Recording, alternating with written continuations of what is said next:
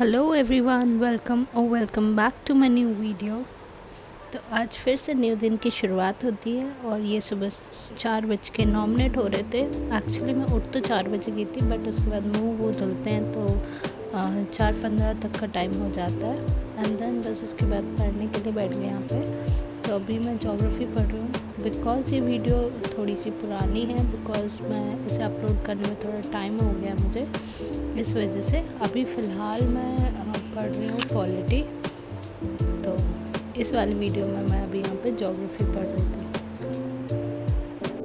तो आज का जो वीडियो होने वाला है वो होने वाला है कि क्या प्रिपरेशन के लिए हमें दिल्ली जाना कंपलसरी है, क्या कोई कोचिंग इंस्टीट्यूट ज्वाइन करना कंपलसरी है, क्या बिना कोचिंग इंस्टीट्यूट ज्वाइन किए हम IAS क्रैक नहीं कर सकते, UPSC एग्ज़ाम क्रैक नहीं कर सकते।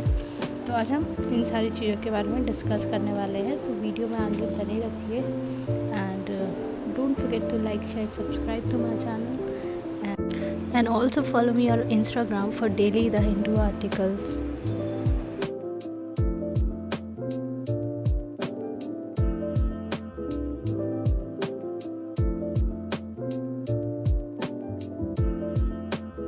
तो ये बजे थे सुबह के 5 और 5 बजे मैं छत पे आ गई हूँ और ये देखिए कितना ही सुंदर नज़ारा है यहाँ का और बहुत ही शांति थी। पूरा शहर सो रहा है, बट हम लोग के जैसे जो एस्पिरेंट होते हैं वो जाग जाते हैं इतने बजे।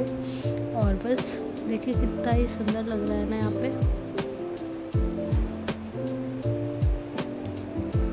तो सूरज वहाँ से निकलेंगे, वो जो टावर के बगल में जो स्पेस है वहाँ से, जो कि अभी नहीं आए हैं, 6 बजे तक आ जाएंगे। तो बस हम अभी यहीं पे बैठ के पढ़ाई करेंगे क्योंकि ठंडी ठंडी हवा में पढ़ना अच्छा होता है। देखिए, मेरा मानना ये है कि प्रिपरेशन के लिए आपको दिल्ली जाना कंपलसरी नहीं है, क्योंकि आजकल सारी चीज़ें अवेलेबल है ऑनलाइन।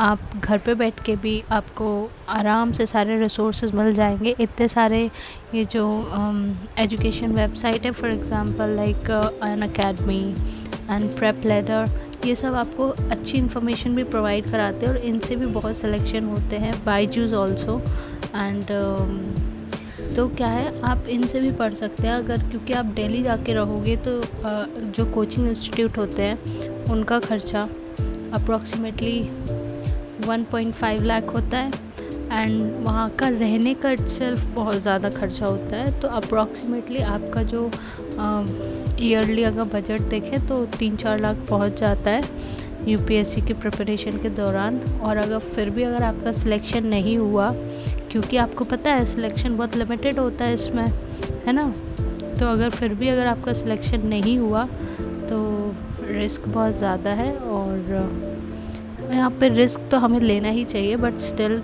सबकी फाइनेंशियल कंडीशन अच्छी नहीं होती है। उसको ध्यान में रखते हुए आप घर पे बैठ के अब आसानी से ही प्रिपरेशन कर सकते हो, आपको सारे रिसोर्सेज मिल जाते हैं। एंड मेरा मानना तो ये है कि अगर आप कोई एजुकेशन लाइक बायजूस वगैरह अगर कुछ आप ज्वाइन भी नहीं करो तो भी आराम से आप पढ़ के अच्छी सेल्फ स्टडी करके, डेली सेल्फ स्टडी करके एक प्रॉपर स्ट्रैटेजी बना के पढ़ाई करोगे ना, तो एवरीथिंग इज़ पॉसिबल। क्योंकि रिसोर्सेज की कमी नहीं है, मार्केट में सारे रिसोर्सेज आपको मिल जाएंगे। एंड जो भी क्या कहते हैं, जो भी सब्जेक्ट है जो आपको नहीं समझ में आता उसका एक्सप्लेनेशन भी आपको यूट्यूब पे बहुत आसानी से मिल जाएगा।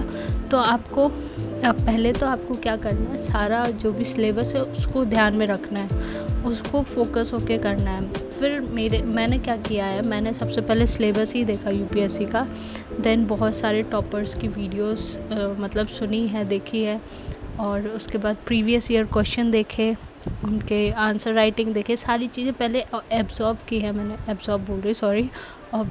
है मैंने। देन उसी के बाद मैंने ये डिसीज़न लिया प्रिपरेशन का, वो भी सेल्फ स्टडी के थ्रू घर पे रह के ही। तो मैं बस उसी पे फोकस्ड हूँ और मेरा आगे चल के भी ऐसा कोई विचार नहीं है कि मैं दिल्ली जाऊँगी प्रिपरेशन के लिए, क्योंकि मुझे लगता है कि अगर मैं सेल्फ स्टडी करके समझ में आती है चीज़ें, मुझे जहाँ पे भी हेल्प की ज़रूरत होती है तो मैं गूगल की हेल्प ले लेती हूँ, यूट्यूब की हेल्प ले लेती हूँ, आसानी से सारी चीज़ें आपको मिल जाती है। तो बस मेरा ख्याल यही है कि यूपीएससी की प्रिपरेशन के लिए आपको दिल्ली जाने की कोई आवश्यकता नहीं है। It's no need to go to Delhi और to join a coaching institute for to crack UPSC. हाँ, बट अगर आपका फाउंडेशन बिल्कुल ही क्लियर नहीं है तो आपको फाउंडेशन के लिए कोई कोचिंग ज्वाइन करनी चाहिए, मैं ये बोलूँगी। क्योंकि क्या है, अगर आप नॉर्मली एनसीईआरटीज़ पढ़ते हो तो आपको एनसीईआरटी के बारे में ज्ञान है तो आप आगे की स्टैंडर्ड बुक भी आसानी से पढ़ लोगे। तो बस मेरा मानना ये है कि अगर आपका थोड़ा बहुत जैसे फाउंडेशन थोड़ा बनाओ, उसके ऊपर बिल्डिंग बनाओ तो अच्छे से बनता है। बस वही केस है, जिसकी फाउंडेशन बिल्कुल ही क्लियर नहीं है उसके लिए कंपलसरी हो जाएगा कोचिंग ज्वाइन करना। But student like me, it I guess it is quite not so easy because there is a lot of hard work in that. Still I think I can do that. तो आज बहुत सारी बातें हो गई तो मैं वीडियो के बारे में बता ही नहीं पाई आपको। तो आज का दिन अच्छा था और ये लास्ट में जो है वो मैं यहाँ पे पॉलिटी पढ़ रही हूँ। 2 जनरल स्टडी के subject, current affair, answer writing, मेरा डेली का ये रूटीन रहता है। आप डेली कवर कीजिए। 1 साल का 2 साल का आपको टाइम लग जाएगा। आप ग्रेजुएशन में हैं, ग्रेजुएशन कर रहे हैं तो बहुत बढ़िया है, आप उसी टाइम से अपनी प्रिपरेशन स्टार्ट कीजिए। बट अगर आप कर चुके हैं उसके बाद आप सोच रहे हैं तो आपको 1-2 साल तो लग ही जाएगा प्रिपरेशन के लिए आसानी से। क्योंकि क्या होता है, जैसे मैं अगर 2023 के लिए प्रिपरेशन कर रही हूँ तो मैंने 2022 से प्रिपरेशन स्टार्ट कर दिया, तो ये पूरा जो एग्ज़ाम है 2023 में होगा वो कंप्लीट होते होते 2024 आ जाएगा।